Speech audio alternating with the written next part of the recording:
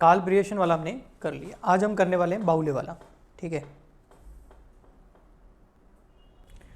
सो skewness यानी कि S के काल प्रियेशन मेजर कर लिया। आज हमारा टॉपिक है बाउले मेजर्स, फिर नेक्स्ट क्लास में कैली और मोमेंट्स मेजर भी हम करेंगे। तो चलिए बाउले को स्टार्ट करते हैं। सेकंड,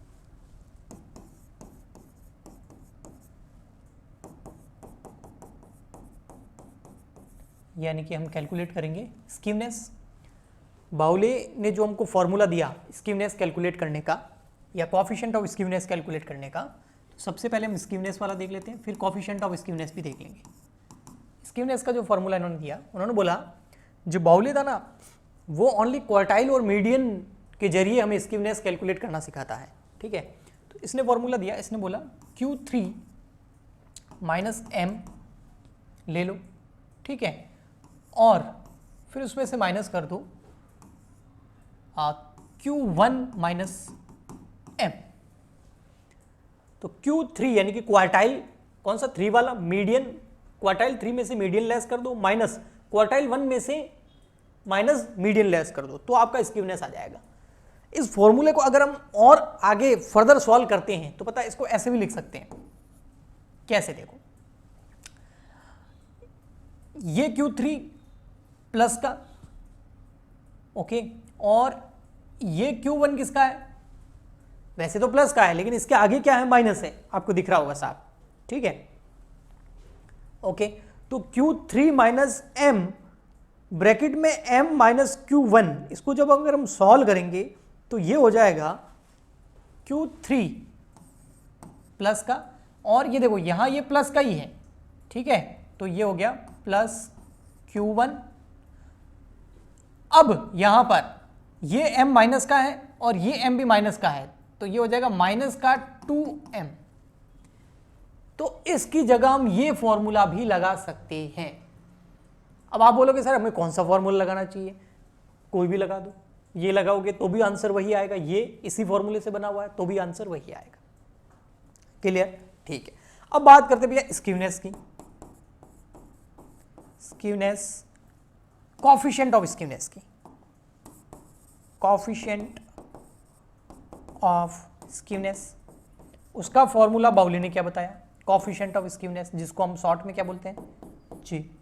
तो क्या होगा आपके हिसाब से, बस यही फॉर्मूला होगा पूरा का पूरा, Q3 माइनस M, ठीक है, माइनस Q1 माइनस M, और अपॉन में क्या हो जाएगा सेम, बस माइनस की जगह क्या आ जाएगा प्लस, Q3 माइनस M, फिर यहाँ हो जाएगा प्लस और Q1 माइनस M।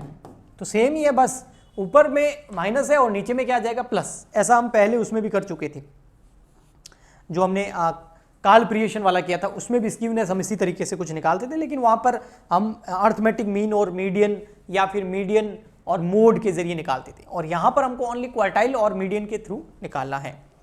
अगर आप इस फॉर्मूले को और सॉल्व करते हैं, इस फॉर्मूले को, ठीक है, तो एक और फॉर्मूला बन सकता है कोएफिशिएंट का।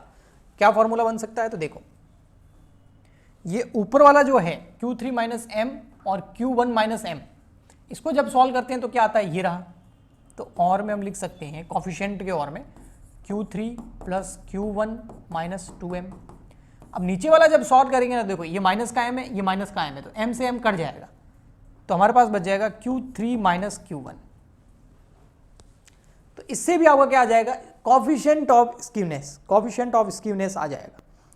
और ये हम अधिकतर क्वार्टाइल के थ्रू निकाल रहे हैं, इसलिए इसको JQ बोलते हैं। ठीक है, तो ये फॉर्मूलाज है, इसको पुटअप करना है। अब हमको वही इंडिविजुअल सीरीज दे रखी होगी या फिर डिस्क्रिएट सीरीज दे रखी होगी या कॉन्टिन्यूस सीरीज दे रखी होगी, तो चाहे इंडिविजुअल हो, डिस्क्रिएट हो या कॉन्टिन्यूस सीरीज हो।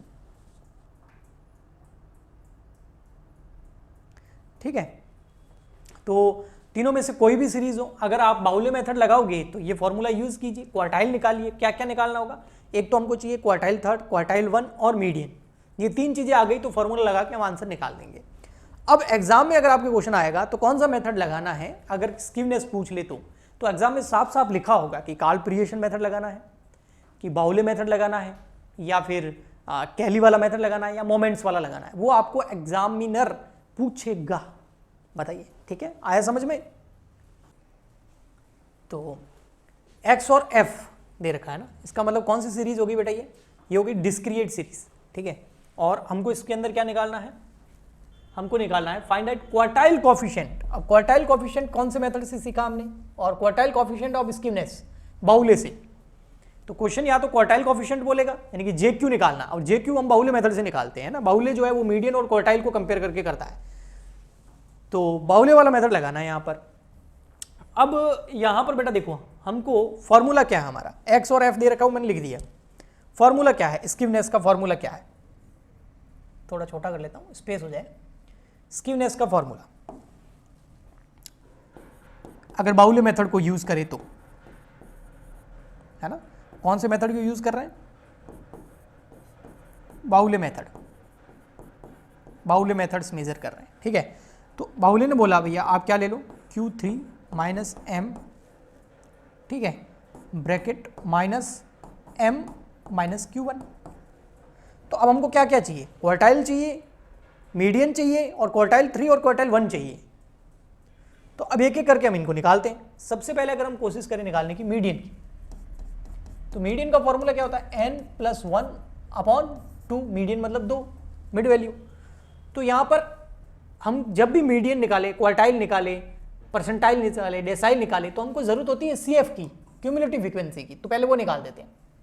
तो यहाँ आ जाएगा 6 + 8 कितना हो जाएगा 14, और 14 + 13 हो जाएगा 27, 27 + 18, तो ये हो जाएगा सर 27 + 18 45, + 20 हो जाएगा 65, प्लस हो जाएगा 16 दैट इज 81, प्लस हो जाएगा 10 तो ये हो गया 91, + 7 98, + 2 हो गया 100। तो इसका मतलब हमारा सिग्मा एफ, जिसको हम एन भी बोलते हैं डिस्क्रिएट सीरीज के अंदर, है ना, और कॉन्टिन्यूस सीरीज के अंदर, इंडिविजुअल में नहीं बोलते, तो सिग्मा एफ हमारा हो गया 100।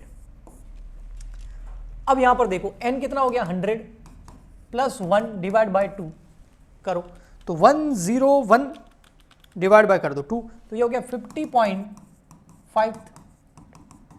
और ये किस में देखेंगे हम, क्यूमुलेटिव फ्रीक्वेंसी में। देखो 50 कहाँ आ रहा है, यहाँ आ रहा है, और इसका x कितना है 79, तो m कितना हो गया हमारा 79, तो m आ गया हमारे पास, कितना आ गया बेटा 79।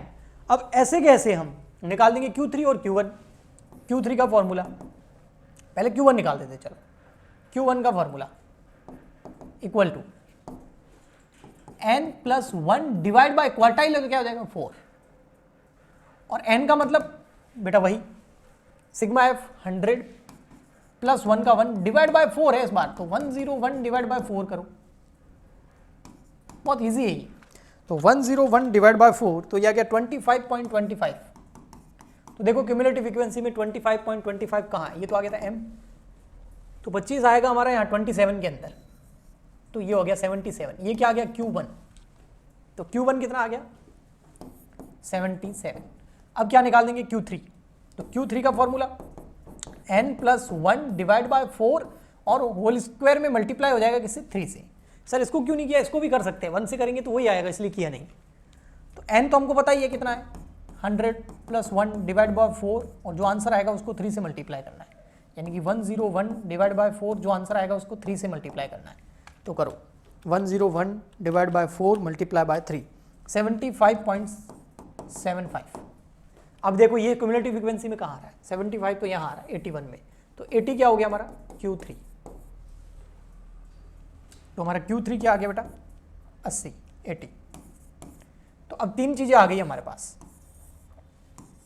तो अब क्या हम इस फॉर्मूले को लगा सकते हैं और सॉल्व कर सकते हैं, बिल्कुल कर सकते हैं, क्योंकि हमको Q3 पता चल गया 80, m कितना पता चल गया, पता चल गया मतलब हमने निकाल दिया, कैलकुलेट कर लिया उसको, तो Q3 आ गया हमारा 80, m आ गया हमारा 79, ये देखो इधर भी लिख दिया मैंने m Q3 Q1, तो m आ गया 79 माइनस m कितना है यहाँ पर, यहाँ पे m है बेटा 79 वही, और Q1 कितना है, Q1 है हमारा 77। तो अब इसको देखो, और 80 माइनस